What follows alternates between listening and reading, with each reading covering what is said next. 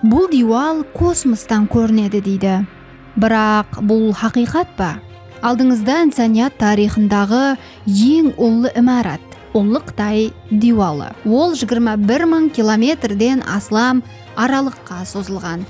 Бұл дегені осы ұзылдық арқалы жер атрапын дерлік ярым мәрте айланып шығуы мүмкін. Ямаса Нөкістен Лондонға шекем шамаменен 5 мәрте самолетта бару аралығына тең. Апуайы адам бұл дюалды жаяу басып өтпекші болса, дерлік 2 жыл жүруі керек болады. Бірақ та бұл дюалдың атақлылығы тек қана оның ұзылығында емес, ал инсан ерк ықрарының өлшемі. Дюал 1000 жылдар давамында тік тұрған. Әрбір гербеші, минет, азап һәм сабырдың ізі. Неге адамлар бұншелі дәрежеде үлкен дюалды құрған?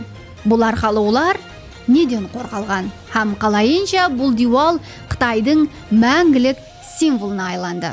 Бүгін осы сұрауларға жауап іздеп көреміз. Бұл Айдың каналының жаңа саны. Менің атым Айгүл. Егерде сіз өзіңізге қолай болған орынға жайғасып алсаңыз, біз басладық.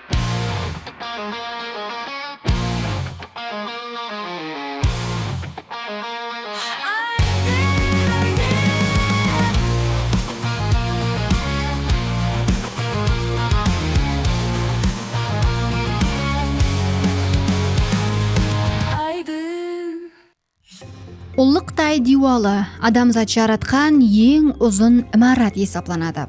Ол арқа Қытай бойлап 21 000 километрден аслам аралықты иелеген болып, шығыс Қытай теңізінен бастап, батыстағы Гоби шөліне шекем созылған. Дюалдың кеңлігі орташа 6-7 метр. Биіктігі болса 8-ден 10 метрге шекем жетеді. Айрым жерлерде болса, ол 2 арба қатар өтетіғын дәрежеде кең, ал үсті патрул жүріслері үшін арналған жол спатында құрылған.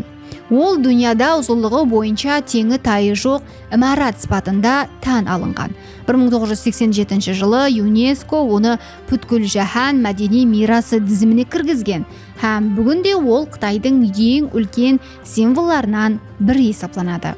Ұлы Қытай дюалы түрлі дәуірлерде, әсіресе Син, Хан һәм Мин династиялары дәуірінде кеңейтіліп бекемленген. Сол себеплі дюалдың айрым бөлімлері айымғы ылай һәм таслардан, басқалары болса гербеш һәм хәктен құрылған. Қазіргі күнде дюалдың бір бөлігі жақсы сақланып қалған. Әсіресе Пекин атрапындағы Бадалин һәм Митянюй бөлімлері туристердің ең көп баратығын орны есептелінеді. Сонымен біргелікте ұзақ шөл аймақтарындағы ескі сегментлер самал һәмде жауынның тәсірінде жеміріліп кеткен. Ал айрымлары болса табиғи эрозия жоқ болып кеткен. Айрым жерлерде дюал тек биік емес, тас өрлер, ямаса топырақ төбешкілер көрінісінде қалған. Заманауи Қытай картасында ұлы дюал мемлекеттің арқа бөлімінен өтеді. Шығыста Леонин провинциясынан басылап, Хэбэй, Шанхи, Гансу сияқты аймақтардан өтіп, батыста Гоби шөліне шекем барады. Ол Қытайдың бүткіл арқасын қамтып алған тарихи қорғану шекарасы болып, 1000 жылдардан берлі мемлекет шекараларының белгісіз спатында сақланып келмекте. Бірақ та әрбір құрылыстың өз мақсаты болады. Қытай дюалы не үшін құрылған болуы мүмкін? Эрамызға шекемгі 7-ші әсірде Қытай бір бүтін империя емес, ал өзара бәсекелескен корольдіктерден барат еді. Һәм әрбір мемлекет өзінің аймағын қорғау үшін дюалар сала бастады. Бұл дюалардың мақсаты тек ішкі шекараны белгілеу емес, ал арқадан, тосаттан бастырып келетұғын көшпелі қауымлердің хүжімлерін тоқтату еді. Әсіресе хунлар, тез атлылары, жеңіл құраллары һәм күтілмеген шабылу ұсыллары менен Қытай үшін ең үлкен қауіп есептелінген. Олардың басқыншылары тек әскери емес, ал қаржылық зиянды жеткерген. Олар шекарадағы ауылдарға кіріп, мал, азық ауқат, хәттегі адамларды да алып кетіп, кейін іссіз жоғалатуын еді. Қытайлылар олардың хүжім ұсылын жақсы білген. Хунлар көбінесе шөл самалындай келіп, олжа алып қайтатуын еді. Сол себеплі әпуайы қорғанлар, ямаса әскерлер бұл қауіпті тоқтата алмас еді. Тек ұзаққа созылған беккем қорғану сызығы, дивал ғана олардың алдын алуы мүмкін еді. Осы уақыттан баслап таулар арасынан шөл бойлап өтуші бірінші ұзын қорғану диваллары құрыла бастады. Бұл диваллар әскери стратегияның бір бөлігі болған. Олардың үстінде бақылау мұнаралары жайластырылған. Әр бір ноқатта қарауыллар нәубетшілік еткен. Егер арқадан шаң көтерілсе, олар от ямаса түтін арқылы сигнал берген. Сонда бүткіл дивал бойлап әскерлер таяр жағдайға келген. Бұл система көшпелі дұшпанның оперативлігін өз уақытында сезу һәм жауап беру имканиятын жаратқан. Шөл самаллар арасында қара бұлтлар оралған көрініс. Бұл Қытай шекараларында тұрақлы қауіп белгісі еді. Дұшпан атлары шаң тозанды көтеріп, олардың хүжімі аспанды тұтып алғандай сезілді. Қытайлы диханлар, өнерментлер, әскерлер һәммесі осы дивалдың артында өз өмірін қорғаған. Ұлы Қытай дивалы ол тек қана әпуай архитектуралық естелік емес, ал мыңжылдық қорқыныш һәм тәжірибенің нәтижесі еді. Ол тек қана көшпелілерді тоқтату үшін құрылмай, ал Қытайды тыныш жасау үмітінде сақлап қалу үшін құрылған адамзаттың ең үлкен қорғану орнына айланды. Эрамызға шекемгі 221 жылда Қытайды өз хүкімдарлығы астында бірлестірген инсан Син Чи Хуанди тарихтағы бірінші Қытай императоры болды. Ол бүткіл өмірін тәртіп, интизам һәм мәңгі хүкімдарлық арманына бағыштаған еді. Осы арманның ең ұлы тымсалы ұлы Қытай дивалы болған. Император Син Чи Хуанди өз дәуірінде онлап ірі патшалықларды бірден бір империяға айландырды. Әрбір корольлік алдын өз шекарасын қорғау үшін өз алдына диваллар құрған еді. Ол 7 дивалды бір ұлы системаға бірлестіруді, барлық арқа сызық бойлап үзліксіз қорғануды шөлкемлестіруді бұйырды. Соның нәтижесінде дұшпанлар тек бір тәрептен кіріп келетұғын болды. Осы тәрізде тарихта бірінші мәрте ұлы дивал идеясы пайда болды. Бұл іске 100 мыңлап әскерлер, әпуайы диханлар, құллар һәм жинаятшылар қатнасқан. Олардың һәммесі император пәрманына бойсынды. Ешкім қарсылық көрсетуге батына алмас еді. Жұмысшылардың көпшілігі суық тауларда, құрғақ шөллерде һәм тік жарлықлар арасында істеген. Олар қолменен топырақ, тас һәм гербіш көтерген. Иінінде жүк тасыған, кейде бір өмір дивал құрылысында қалған. Бұл құрылыс инсан шыдамының ең ауыр сынақларынан бірі еді. Ысыда сусызлық, қыста суық, ал түнде болса ашлық. 10 мыңлаған адамлар жол жөнекей набыт болды. Бірақ та оларды жерлеп отыруға уақыт жоқ еді.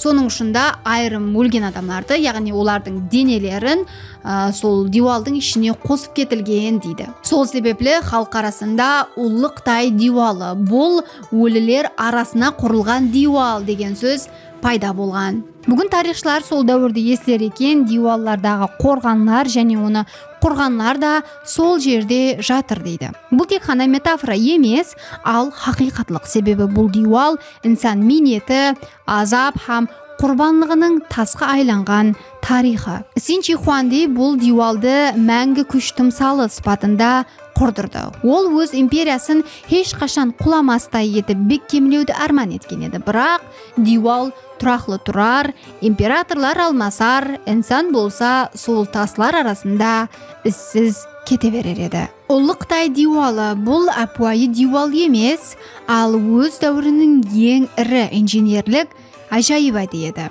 Оның құрылысында әрбір аймақ өзінің табиғи шариатына сай материалдардан пайдаланған. Таулы жерлерде тас һәм гранит, далаларда саз һәм құм, тоғайлы аймақтарда болса ағаш қолданылған. Сол себеплі дивал әр түрлі орынларда түрліше көрінеді. Бір жерде ол биік тас қорған, басқа жерде болса құм менен қапланған топырақ төбешік сияқты. Мыңлаған жұмысшылар әр бір гербіш, әр бір тасты иінінде көтерген. Ол дәуірде бүгінгі техника жоқ еді. Һәммесін инсан күші менен әмелге асырған. Дивалдың әрбір бөлігі өзіне тән ұсылда құрылған, бірақ ұлыма идея біреу еді. дұшпанды тоқтату. Оның үстіне әр 200 метрден бір бақылау мұнарасы орнатылған. Бұл мұнаралар тек қорғау үшін емес, ал сигнал тармағы сипатында да қызмет еткен. Егер де арқадан дұшпанлар жақылап кетірген болса, мұнарада тұрған әскерлер от ямаса түтін жаққан. Күндіз түтін, ал түнде болса жалын көтерілген. Бұл белгілер Дюваль бойлап бір мұнарадан екіншісіне минутлар ішінде жетіп барған. Мыңлаған шақырым аралықты басып өтуші бұл сигнал системасы өз дәуірі үшін жоғары технологиялық жетіскенлік еді. Яғни бұл арқылы императорлықтың әскерлері жеделдікпенен ескертілген. Құрылыста мыңлаған апайы жұмысшылар менен бір қатарда ең жақсы архитекторлар һәм инженерлер де қатынасқан. Олар жер рельефіне қарап Дюваль бағытын белгілеген, су жолдарын есептеп шыққан һәм биіктіктегі тұрақтылықты тәмінлеген. Айрым тарихи деректерде айтылуынша, гербешілерді біріктіру үшін хакпенен бірге гүріш суы араластырылған. Илімпазлар бұл әпсанаға ұзақ уақыт гуманменен қарады. Бірақ кейінгі талдаулар айрым орынларда хақиқатында да жабыстырушы сипатында қайнатылған гүріш суы пайдаланылғанын көрсетті. Бұл араласпа бекемлікті арттырған һәм Дювальды жауын һәм самалға шыдамлы еткен. Дювальдың бекемлігі соннан да білінеді. Айрым бөлімлері 2000 жылдан астам уақыт өткен болса да елі тік тұрыпты. Бұл тек минет емес, ал инженерлік ой пікірлердің де жетіскенлігі еді. Әр бір гербеш, әр бір тас, әр бір сигнал мұнарасы бұл инсан миы һәм қолының біргеліктегі минеті. Ұлықтай Дювальы бүгінде тек тарих емес, ал инсан бәлкі инсан еркінің тасқа айланған дәлелі. Синчхуаның дәуірінде басланған үлкен Дюваль кейінгі әсірлерде де тынымсыз өсіп барды. Яғни оның құрылған әр бір бөлігі императорлардың саяси құдіретін, халықтың минетін, һәмде сыртқы дұшпанларға қарсы күресін сәулелендіретұғын еді. Хан династиясы дәуіріне келіп, ұлы Дюваль арқа тараптен кеңейтірілді. Бұл тек қана әскери қорғау емес, ал сауда жолларын қорғаудың да құралы еді. Айне сол уақытта Дюваль бойлап өтетұғын жоллар арқылы каруанлар Қытайдан Орайлық Азияға, оннан басқа батысқа жол алған. Бұл жол кейін ала Ұлы Жібек жолы аты менен белгілі болды. Айтпақшы, осы темада видео таярлауымызды қалесеңіз, әлбетте комментарийде Жібек жолы деп жазып қалдырың. Хан хүкімдарлары Дювальды тек дұшпанлардан емес, ал экономикалық мәпілерді сақлау үшін да бекемледі. Себебі сауда империяның қан тамыры еді. Дювальдың әр бір қорғанында әскерлер, салық жинаушы һәм каруанларды бақылаушы әскерлер жайластырылған. Олар тек қауіпсіздікті тәмінлеп қоймастан, ал сауда әрекетін қадағалап, империяға тәртіп енгізген. Әсірлер өтіп Қытай жаңа дәуірге кірді. Бұл сапары Мин династиясы хүкімранлығы астында 14-17 әсірлер аралығында Дюваль өзінің бүгінгі көрінісіне ие болды. Мин хүкімдарлары әйемгі Дювальды қайта тіклеп, гербеш һәм хактен бекем имарат құрды. Бұрынғы ылай һәм тастан сіленген бөліклер енді заманауи һәм шыдамлы материал менен алмастырылды. Олардың мақсаты анық еді. Арқадан бастырып кетірген жаңа дұшпанлар, монғоллар һәм манчурларды тоқтату. Бұл дәуірде Дювальдың ұзынлығы 8000 километрден асып кетті. Миннің инженерлері болса, Дювальды тек қана қорғану линиясы емес, ал әскери байланыс системасына айландырды. Бақылау мұнаралары, сигнал мұнаралары һәм қорғанлар өзара байланысқан құрамалы тармақ пайда етті. Бұл тармақ арқылы болса, империяның арқа шекараларындағы әр бір әрекетті бақылау мүмкін еді. Бірақ Дюваль тек дұшпанлардан емес, ал уақыттың өзінен де сынақ алды. Мин династиясы құлағаннан кейін дұшпанлар Дювальды айланып өтуді үйренді. Бірақ бұл құрылманың символдық күші ешқашан жоғалмаған. Хан дәуірінде сауда жолларын қорғаған, ал Мин дәуірінде болса дұшпанларды тоқтатқан бұл Дюваль. Онлаған әулетлардың минеті һәм үмітінің тымсалына айланды. Ұлы Қытай Дювалі хақында сөз болғанда, көпшілік оның ұзынлығы, бекемлігі, ямаса әскери ахметін еске алады. Бірақ Қытай халқы үшін бұл дюал тек қана тас һәм кірпіштен ібарат құрылма емес. Олардың санасында ол инсан сабырлылығының, пидайлығының һәм азап пенен төленген минеттің символына айланған. Сол себепле ол хақында әсерлер давамында көплеген әпсаналар, қосқылар һәм халқа өзегі рауаятлары пайда болған. Ең белгілі болған әпсана Мен Жаңюй аты менен белгілі болған гүрің. Оған бола Мен Жаңюй өзінің өмірлік жолдасын қатты жақсы көреді. Оның күйеуі болса императордың парманы менен басқалар сияқты ұлы Қытай дюалының құрылысына жіберіледі. Айлар өтеді, жылдар өтеді, бірақ та оның күйеуі үйіне қайтпайды. Мен Жаңюй оны іздеп, ұзақ жол жүріп, шөл, самал, боранларды жеңіп, ақыры дюал құрылысы болып атырған жерге жетіп келеді. Ол күйеуін ізлейді, бірақ жауап тек үнсізлік. Жұмысшылар оған айтады: күйеуі құрылыста қайтыс болған, ал денесі болса көплеген басқа құрылысшылар менен бірге дюалдың арасына қосылған. Сонда хаял ашудан жылай береді.